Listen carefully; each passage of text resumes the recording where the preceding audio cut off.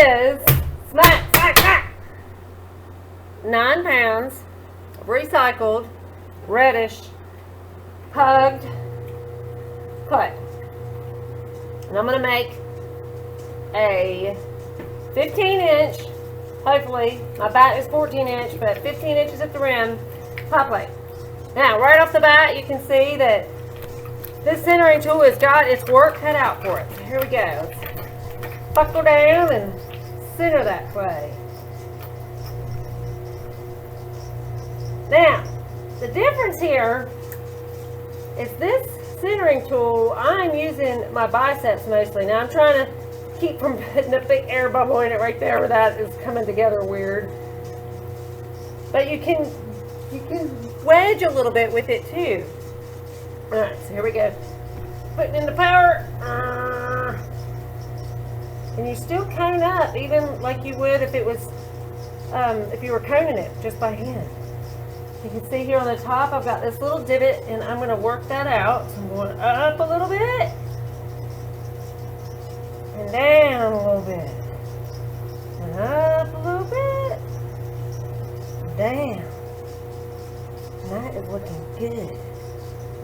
Boy, this red clay, it's very groggy, and it is even groggy in the recycled. Ugh, it's like coming up to the surface. Alright, now, got this centered. Getting rid of this extra clay on the side, because all it's going to do is mess you up. Now, I am going to use my body weight and go down as far as I can. Now, the last one is almost the width of this, so I'm going to take it all the way out to the edge. So that's my game plan. Use the pointy part of the knuckle, and I'm going down.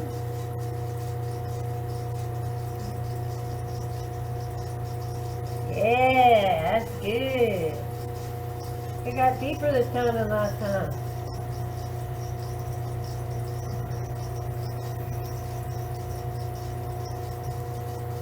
Yeah, that's what I'm talking about. Nice. Alright. Ooh, it's pretty. That is the mixing of the red and the gray together is pretty. So I think I've got a good thickness. This is even harder to tell than the other, but I went on out to the edge, and at the edge you can tell so much easier how much clay is in the bottom. So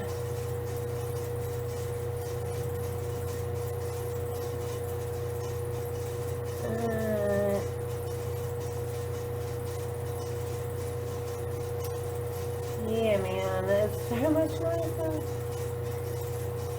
Get some back in. This is my third one. I think you can see the other two in the background over there.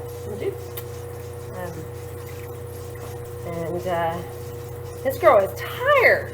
3 9-pound pots is wearing me out. I know there's some real rock stars out there that's not a problem, but even with that big old thing, I'm like, yeah, let's do some pounders after this. Alright, now, out to the outside edge, looking for what I'm going to grip.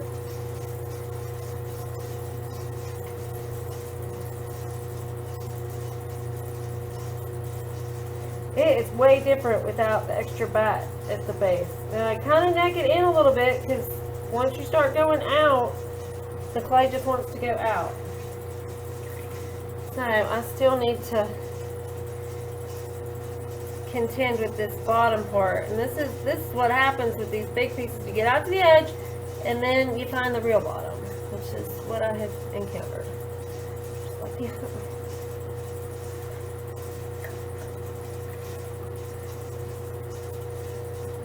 And it's also like being particular about your bottoms. Like every pot is just a little different. I really like mine nice and smooth, especially for pies and stuff.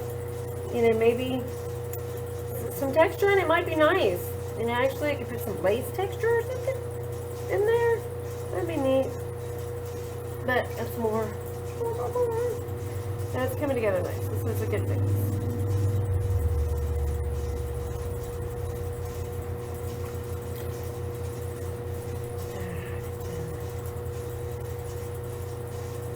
I do like this reddish, so I'm going to try to keep it on the surface and not let it get too muddied up by the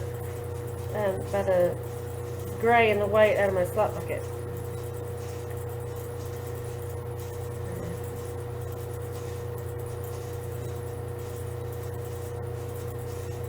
Got a little thick there in the middle.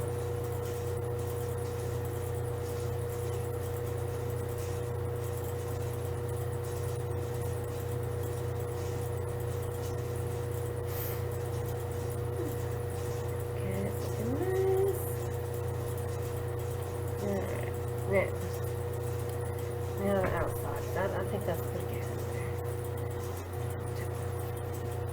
See that white? I didn't really want to do this red piece, but I got it all wedged up, and then I messed up my other one, so here we are. Alright, trying to keep controlling these grabs.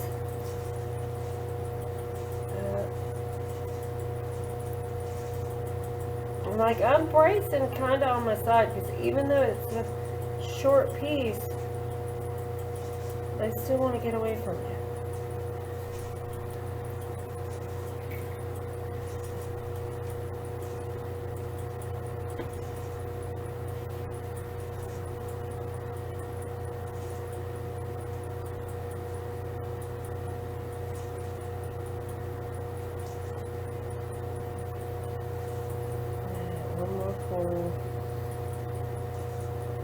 This is supposed to be 15. In the end, I think 13 by 3, and the 3 has been hard to get. Alright, now that's all the height I can get out of this thing. It is wanting to go out.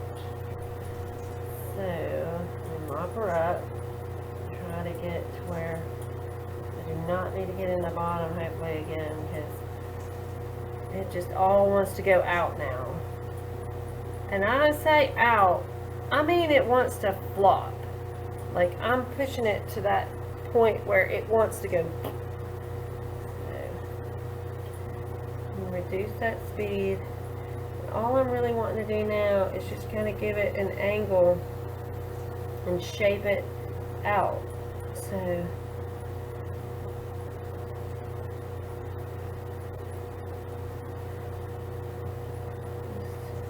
ever so gently.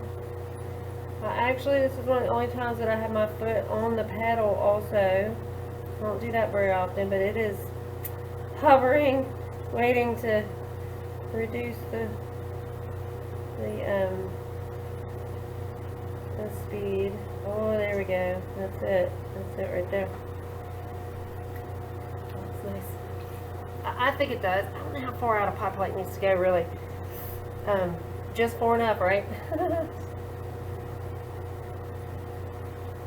You know, and I have an order for one of these, and I mean, for all I know, this one could be the one that goes out for the order, because I make them, and I'm like, oh, it's not quite right. Let me do one more, and then I end up making, you know, however many. It could be 3, it could be 6, it could be, who knows? It just, until I'm satisfied. Well, then, you know, you trim them, and you finish them, and you put them through the kiln, and then you glaze them, and then they all come out, and honestly, I look at them, and I'm like, which one was the one that was so bad that I had to make 10 more? It's one of those things. I bet there's more than me that's like that as a potter, but I'm not the only one. Alright, so I like to put a rim on my pie plate, so I'm cleaning it up, and then I am gonna flatten it just a little. I don't even really want to do this, but I would like to put the rim on it. So just enough that I can get a ripple in it. I'm not going for the full, because I want a thick rim on it too. There we go. That's exactly what I was going for. Oh, right there. Alright, clean that. And this extinguishing tape that I like to use. That smooths it out super nice. Gives you like a really nice little round rim. Alright, now, that turned out pretty good. I am going to cut my undercut, I'll go ahead and do that now. Actually, yeah, I'll go ahead and do that now. And then I ripple the rim because it's hard to get in here. So it's just, I go straight down what I perceive the wall of the pot to be, and I make as even as a cut. And then I like to let it go around a little bit so that it gets a good cut. So hopefully I can get it off easy next time. And then I go around the pot doing my rim. So here we go. So, I measure with my finger. Try to keep them pretty even. There's some wet clay.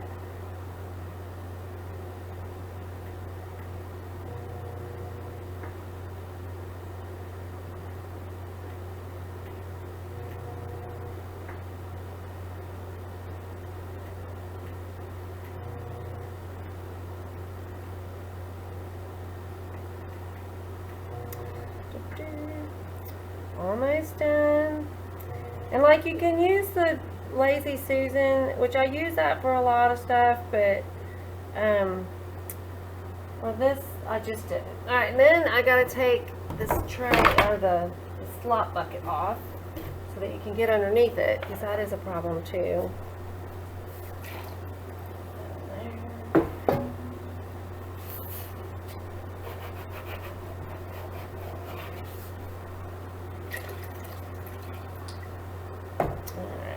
Here is my centering tool, which is made out of napkin rings. I dropped it and I broke one, but there's the napkin ring. So you hold it, taunt, get low so that you can get your thumb onto the whatever's left of your bat when you get to that. But this nice wide one with these big handles. Oh man, I wish you guys could see it. Maybe you can. It is perfect. There's just, you can just barely faintly see the wire tool come underneath there. So I'm really excited. I think this might be a good one. And get a grip onto the undercut clay. I used to just put this all out when I got with the recycled clay, but now I go ahead and keep it because it's nice. I'll probably throw a little bowl or something here in just a minute with that. Alright, well, so there's my tape measure. Let's get a measurement on this sucker real quick. It is, yeah, it's about 15 inches. Sweet. Look up from the top. Looks pretty good. Let's get the height. That's, oh nice. I made it to 3.5. I don't know if you can see it. That I pretty much made it to 3.5, so there's a chance that it might not shrink too much. Oh boy, now this is tricky. Getting it off of here, and these are new bats, so they're hard. So I've been using this. I know it's not a very good thing to do to it, but hey, what do you do? So I try to find a spot where it's already kind of loose. There we go. And I just give it a little pop there, you know. What do you do? Alright, and there she is. Ta-da! Now over here with the other two. Doo-doo. And look at that. 3 Gigantors. Woo!